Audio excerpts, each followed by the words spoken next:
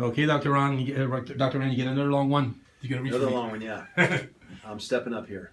Hello, Doc. I'm 25 years of age. I used steroids straight for 18 months. I stayed on 500 milligrams of test and anthate every week and cycled on and off of other compounds every 10 weeks with trenbolone and anthate, 400 milligrams per ml, and EQ at 500 milligrams per ml, taking 4 to 6 week breaks between switching compounds. I used anadrol twice in the 18 months for four weeks at 100 milligrams every day.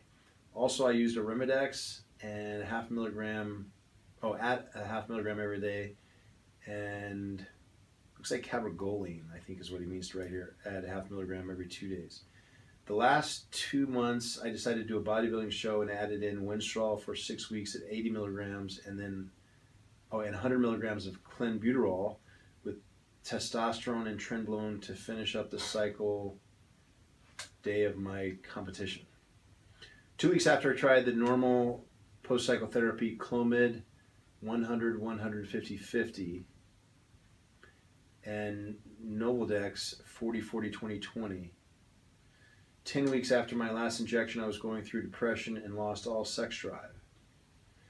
Went to get bloods, and testosterone was 51 nanograms per deciliter, so my family doc put me on 200 milligrams of Test-Sip per week and sent me to an endocrinologist who I am still working with.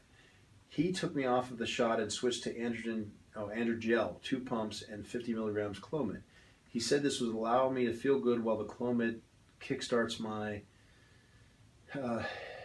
hypothalamic pituitary adrenal axis into producing FSH and LH. Then when my numbers increase to the amount he wants, we would drop the Androgel and I could then start to produce naturally again. It has been 2 months and my FSH and LH levels have not moved. FSH is 0.3 and LH is 0.07. My endo said he has not seen someone not respond to the Clomid before, but thinks it's where I was on gear for so long and eventually the Clomid will take effect. So he has me on the same dose of Clomid and Androgel and wants to redo labs in 1 month.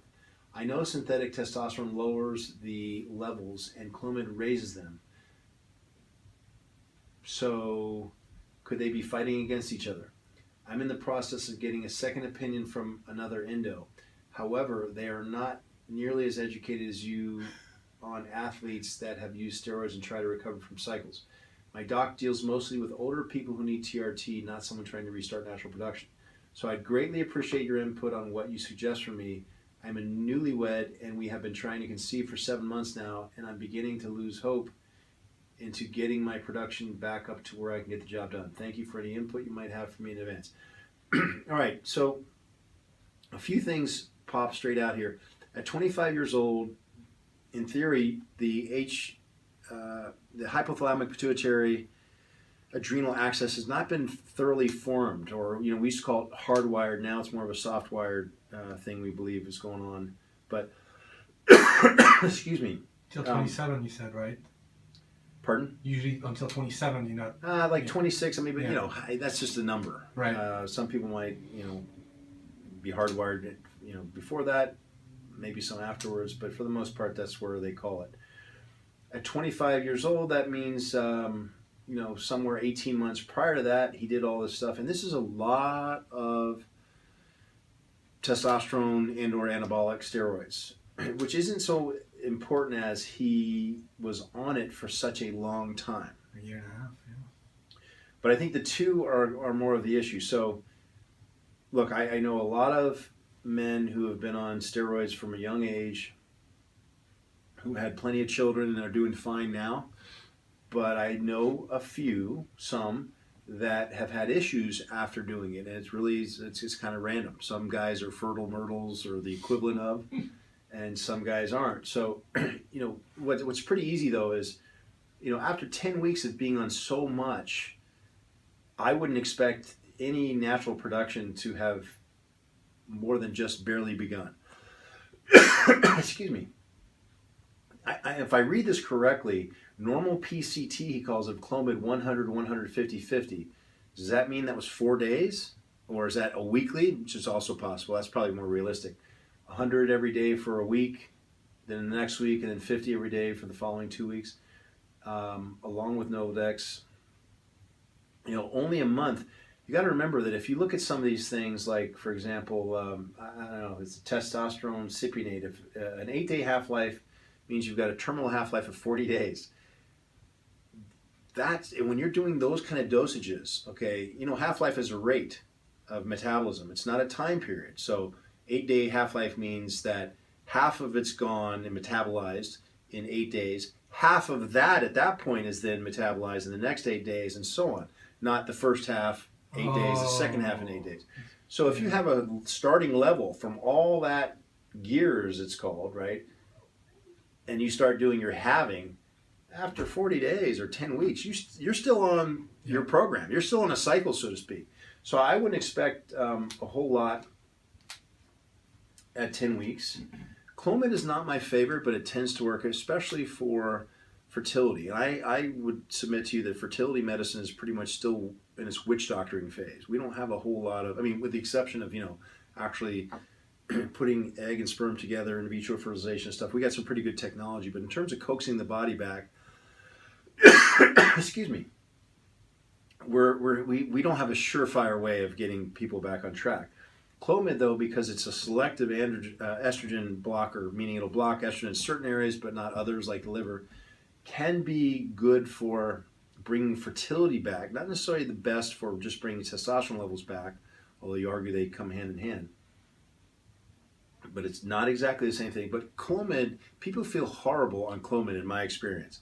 The people who say they don't are the people like this who took it for 3 weeks afterwards. And yeah, of course you're not going to feel terrible. You're still on your cycle because of what I referred to earlier. So but when you're off of testosterone, your testosterone's at 51 again, okay, which he is at, I forget where he pulled that number, but I think it was after 10 weeks. Then yeah, you might be miserable adding Clomid to that. I prefer to use an AI. Just because it makes more sense to me, because you're preserving the very thing you want to keep on board, the testosterone. You're not letting any of it convert and then just blocking the estrogen that's made.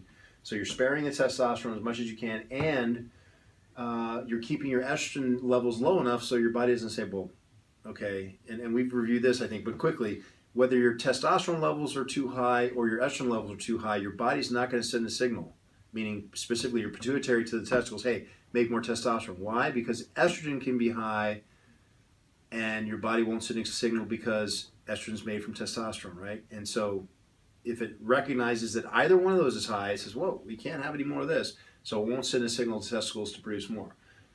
Does that make sense? Yep. Okay.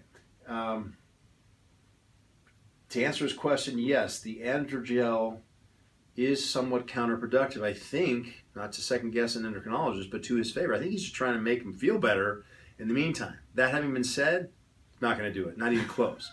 So I don't mean to give a left-handed compliment to the endocrinologist, because it really isn't a compliment. I don't mean to be a smart aleck either, but 2 pumps of androgel is a joke.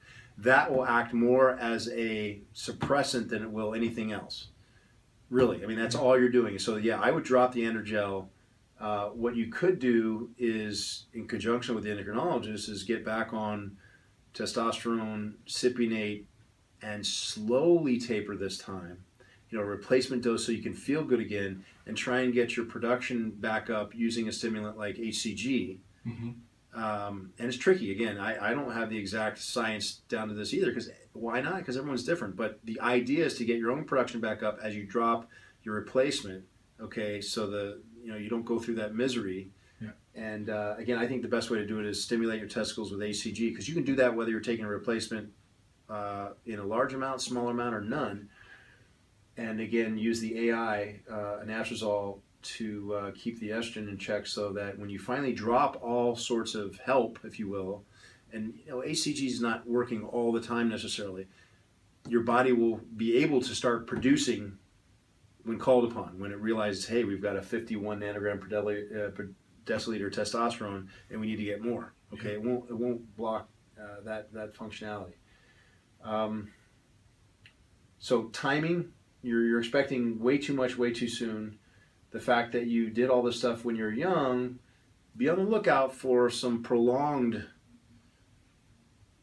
effects from, perhaps just be on the lookout. Don't punt or think, okay, nothing's working, because maybe that some rewiring has to occur because he did this at such a young age, and definitely give it more time, and maybe consider not maybe I would definitely punt the androgel and consider something else if you're that depressed. And by the way, we know that testosterone is a natural antidepressant, so it's no wonder you're not feeling good. Yeah. As far as fertility, as I said earlier, typically along with the testosterone production, the fertility will be returned. Why? Because the Sertoli cell isn't affected directly, although it hasn't been working that much lately.